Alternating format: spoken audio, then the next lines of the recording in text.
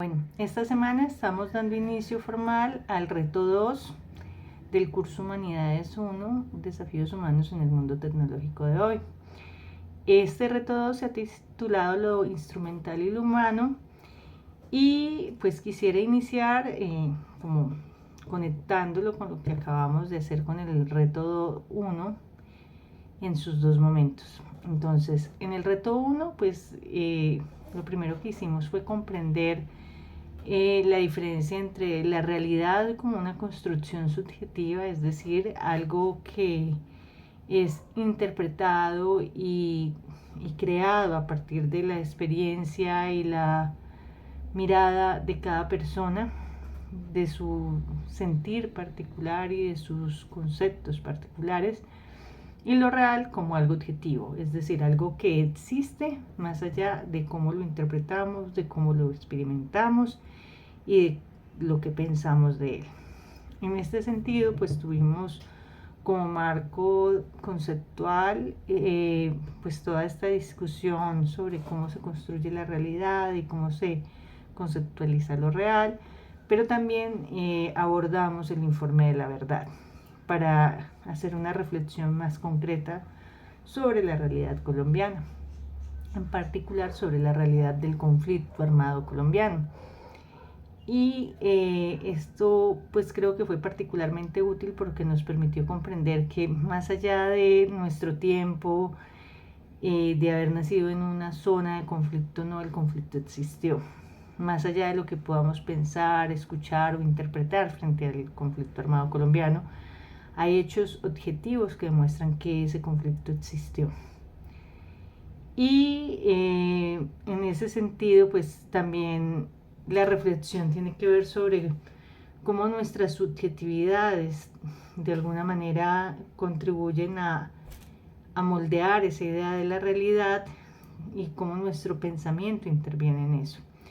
Ahora con el reto 2, lo instrumental y lo humano, pues vamos a dar un paso más en la comprensión de esa construcción de las subjetividades, entendiendo que es dialógica. ¿A qué me refiero con esto? A que si bien comprendimos que la realidad puede ser interpretada de múltiples maneras, ahora nos vamos a preguntar cómo esa misma realidad contemporánea, marcada por la tecnología, el consumo y la cultura digital, incide directamente en la forma en que pensamos, sentimos y actuamos. Es decir, pasamos de reflexionar sobre la realidad a analizar cómo la realidad nos configura en el presente.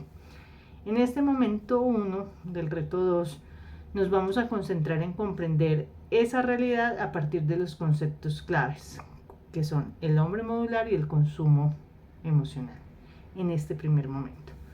El cuerpo como territorio de rebeldía será el tema 3 de este reto, pero por ahora en este vamos a hablar de hombre modular, y para eso quisiera que habláramos o que pensáramos más bien en algo sencillo. ¿Ustedes consideran que son las mismas personas en diferentes contextos y situaciones? Por ejemplo, ¿actúan de la misma manera y son las mismas personas con sus amigos que con su familia, o en las redes sociales, o en el aula de clase? Yo creo que no. Yo creo que todos cambiamos dependiendo de la situación y del contexto y de las personas con las que nos relacionamos. Y no porque seamos falsos o dobles, sino porque en contextos diferentes nuestro cerebro también funciona diferente y actúa diferente.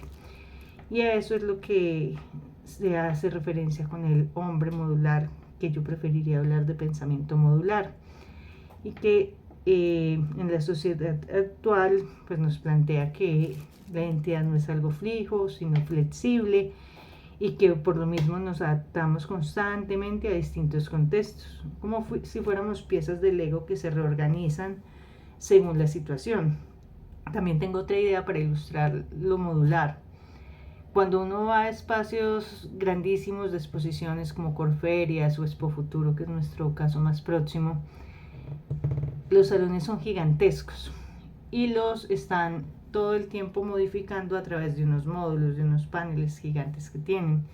Entonces, dependiendo de las circunstancias, si es una feria, si es una conferencia, si es un congreso, pues organizan los módulos y adaptan el espacio a esas necesidades concretas. Nuestro cerebro funciona también así, dependiendo de las situaciones, los contextos y las necesidades. Esto no significa que dejemos de ser nosotros o que no sea clara cuál es nuestra identidad. Gilberto Jiménez, un autor que no está trabajado en los textos que recomienda el curso de Humanidades 1, pero que a mí me parece muy interesante para comprender la identidad, dice que si bien la identidad es dinámica, hay algo que se puede considerar como remanentes o permanencias que le generan como consistencia a la identidad. Más allá de esa flexibilidad, siempre hay unos elementos que permiten que uno sepa que alguien sigue siendo la persona que uno referencia dentro de esa identidad. Más allá de los cambios que haya tenido con el tiempo, con las situaciones, hay unos elementos que permanecen, que le dan autenticidad y que le dan unidad a esa diversidad de identidades que confluyen dentro de uno. Porque si bien uno se puede identificar con causas asociadas al género, a la posición de clase o con su posicionamiento también dentro del lugar que ocupa en el territorio o dentro del rol que juega o dentro del trabajo que ejecuta, pues hay cosas que hacen que uno permanezca siendo el mismo sujeto. Tener múltiples identidades nos hace más sensibles a las influencias del entorno, especialmente en escenarios digitales. O sea, los escenarios digitales nos permiten ser de muchas maneras también. Nos permiten explorar otros campos de nuestra identidad. Creo que esa es la primera reflexión.